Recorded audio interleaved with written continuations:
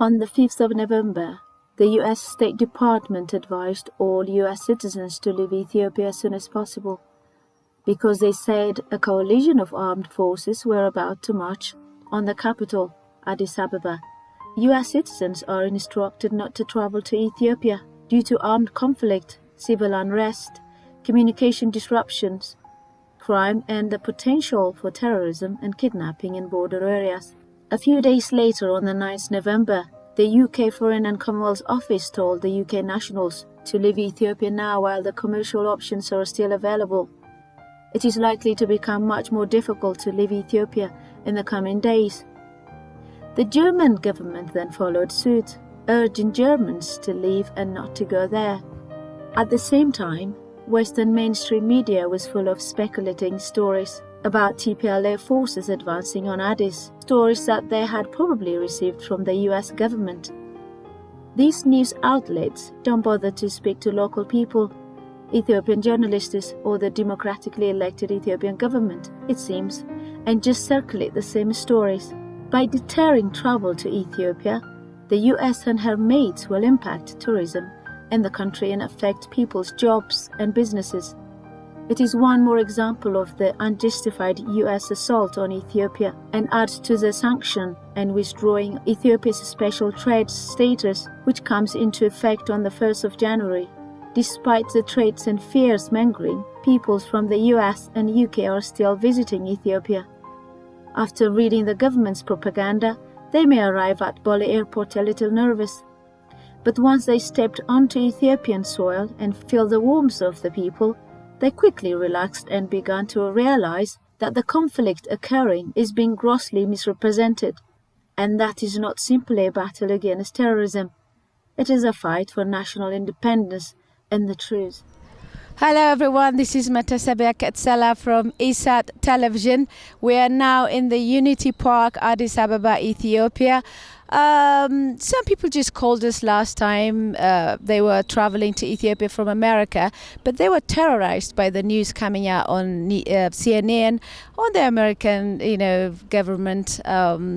So they checked here because they've got family members and friends here, and the people here are saying, please come and see the truth with your own eyes. And they came and they've seen, and they've been to Zewai and other places. They've been traveling to Ethiopia and having a good time, walking, riding, everything else. And now they came back to Addis and came to Unity Park, and I came to see how they felt. And we're going to spend some time with them. Stay with us. Hi, everyone. Welcome to Ethiopia. I'm so happy to see you here, as an Ethiopian person. So how was your stay? Where are you? You've been to Zewai, I guess? When did you come? Yes, we arrived on Friday morning, and then we have been in Zewai until yesterday evening. How was your stay there? It was wonderful. Did you like it? Yes, we had a great time. Oh, great. I heard that you weren't supposed to come to Ethiopia because they think it's a disastrous place to be. Is it true? Of course not. But it's definitely what our State Department and the U.S. government have tried to portray. They warned us about hostage situations. They warned us to get our wills in order because if we were going to come here, the chance of dying was very high. All of that, but we knew people here because we've been here before. Nico, and others who, I called to be able to say what's real and what's really on the ground. And they said, come on. And so here we are. What's real on the ground? What's real on the ground is everything that's been here every time we've been here. Friendly people, excited to be here, excited to see us. We have family here, and so visiting them is just great. The roads are amazing, more amazing. The new road is finished all the way to Zewai now, and so that's exciting. I visited here in August and saw this park, and I wanted to make sure all of them came to see this as well. Did you all came from the States? Yes, all of us are from the States. Family, friends, or? We are all friends and family, yes. Oh, lovely. Yeah. Did you wonder why the American government told you not to come? Well, we were just told that there was a lot of unrest here. Yes. Yeah, so what you've seen is different, right? Yes, it's different than what we were told. So there might be quite a lot of people who wanted to come to Ethiopia at this moment. They might have heard the news that came out from the, all the Western medias, and people are worried to come. Do you want to say something to them? Yeah, you got to understand that, in my opinion, the U.S. government is working with the media in order to isolate this country right now. And that's what's really happening, is they are working with the media to do this. And so that's where it's challenging for us to hear from our government and they say, don't come. And we know on the reality on the ground is not what they're telling us is true. And I feel like it's just that they just really don't want the people to know. The current administration in the U.S. doesn't want the people in the U.S. to know, because they want to isolate Ethiopia and be able to continue their relationships that they've had previously. Yes, we've got lots of American families here and back there, and Ethiopia is a great alliance for America, United States. But why would they want to do this? I mean, this country is obviously having a war with a terrorist group, and the nation here expects America to help Ethiopia, not to isolate. Do you wonder why? You're always wondering why, but that's the problem. It just feels like you're not getting the truth. And so you can't trust the truth that you're getting from your State Department. You can't trust the truth that you're getting from international media sources. And so the only people that you can trust is this good thing that we have friends on the ground that know. Nico knows. And Nico's told me before, hey, you be cautious here and there. And so I trust him. And I've known him for several years. And so when sources, so I don't know their purposes. I don't know their intent. I feel like it's a new day in Ethiopia. You've got, like, this park is a representation of a new day where we're open to the people. I'm really excited about, giant projects, the Renaissance Dam. And how much difference that's going to make for all the people, not just in Ethiopia, but the whole region. And so, I don't know international politics, but they obviously have their purposes, and who knows? Yes, okay, great. I mean, based on the Americans' stand against Ethiopia, or CNN News telling the whole world that don't go to Ethiopia, it's surrounded by terrorist groups. So Ethiopians seem to be very disappointed here, and whenever they see anyone who came from abroad, America, United Kingdom, Europe, they feel like, oh, can we trust them or not? But we need to make it clear, this is not the people who are saying that, it's the government or whatever politicians. Do you want to say something about it? I've seen the same thing I've seen here. I've been coming here for 14 years, and I see the same thing right now that I've seen before, and just the welcome of the people. And for me, I don't know the intent of the U.S. government or the intent of the media. I just don't trust it, because it's not representing what's reality. And the problem to me with the media right now is that they're trying to tell you something that's not real.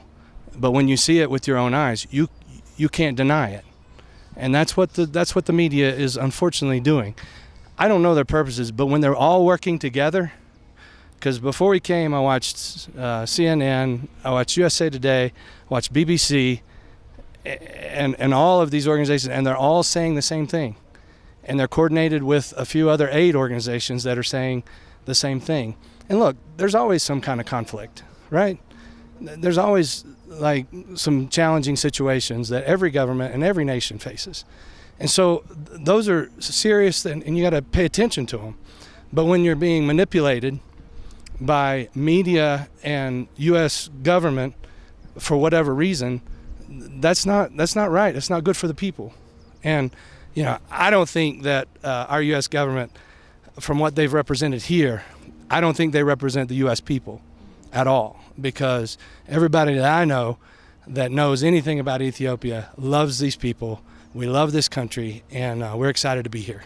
This is my fourth time coming, and it honestly just kind of feels the same as it always has. And so for me to I honestly didn't look at any of the news before I came because I knew that they would be trying to say something that wasn't reality here. So for me to see, once I looked at it, once I came, and to see that that's not actually anything that's happening here is kind of hard to see, just because it's not what's happening here. But I love it here, and it just feels the same as normal. What do you love about Ethiopia? Food, weather? I think I just love the culture and the people. Everyone that we meet is just so welcoming and just loves to get to know everyone, and just their culture is just something that you don't really get to see much in America. Hi. Hi. Are you happy to be here? Oh, definitely. It's my family's first time in Ethiopia, and it's really amazing to just see how beautiful the people are, and how welcoming they are, and how willing they are to share their culture with us, and just to allow us to experience just all that Ethiopia has to offer. What's your favorite thing in Ethiopia? That's probably what Lindsay was saying, just how nice the people are, and how welcoming they are, and willing to show you all the different aspects of Ethiopia. Favorite thing, injera. We've grown to like injera from being here, only from a short time, but definitely, yeah, it's very cool to be here. I assume you like shura. Yes. Everyone likes shura. Ethiopia seems to have quite a different culture, different languages, and the looks itself is quite different. Have you managed to see some of the differences where you're visiting, or internet, or anywhere? The differences with the people. Well, it's been interesting as we were in Zwei, just to see the different people groups that were there, and the language differences, and having to have a translator that translates from English into another language, and yet the commonality and the community that's between all of those people groups is amazing. This is our first time in Ethiopia, and it's been amazing. We've been in other parts of Africa where you can see language be a division. And yet the community that Ethiopia is just fantastic. Thank you very much. Who wants to say something different that we haven't seen? Lemmy. Hi, Lemmy. Hey, how are you? Why did they choose you? I don't know. You're famous. I guess so. I think you've been here before. Yes, I have. I was born here in in Herrera, so it's been a home to me, and this place is just amazing. Always coming back, visiting family. It's just amazing. Is it lovely to bring your family, friends here to show where you were born? Oh, absolutely. It's trying to bring more people here. Just exciting. Just visit schools and everything. It's just very, very. Do they like it? Oh, absolutely. They all seem to be having fun. Do they want to stay a bit longer? Oh, yeah. They wish they could. Absolutely. This is a very exciting place. All right, lovely. Who else? Tia. Tia. Hi, Tia. Yes. So like Lemmy said, I was born in Zadecha Island, right across from Herrera.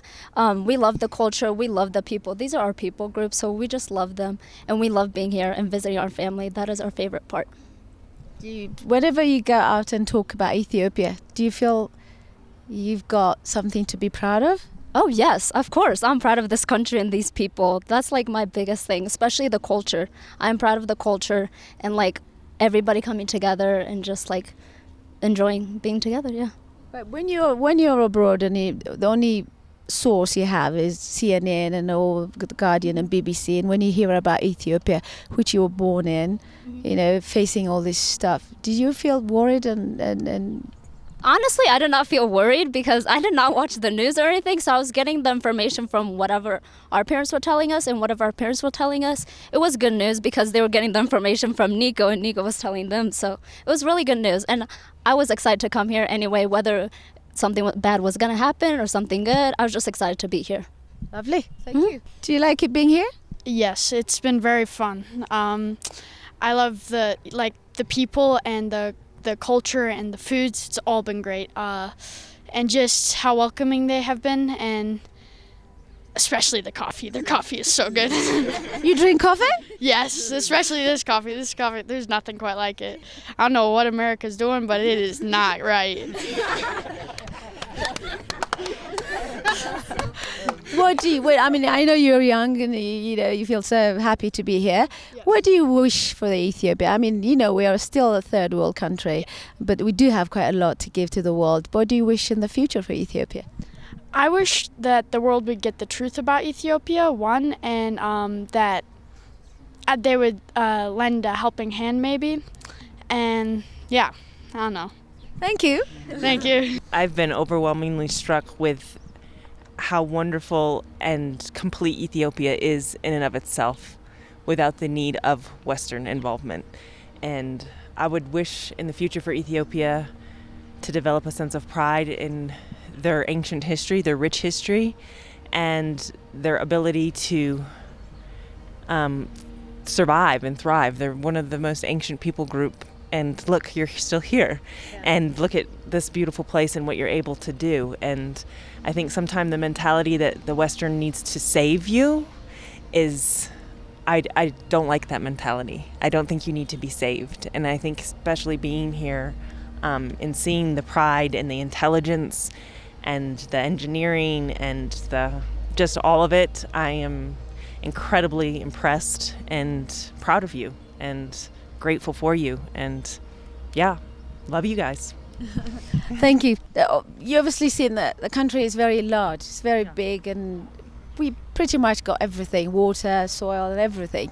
Maybe if the West wanted to help in different forms, not in terms of interfering in politics or internal affair, but in terms of many other things we haven't seen yet, maybe this country can actually survive in a better way or grow like financially and in every way? No, absolutely. And I think one of the biggest things for me when I see Ethiopia and just traveling just a little bit that we have traveled, there's such a beauty and there's such a uniqueness that is here. That unfortunately the fear that is placed around Ethiopia would prevent a lot of people from experiencing that.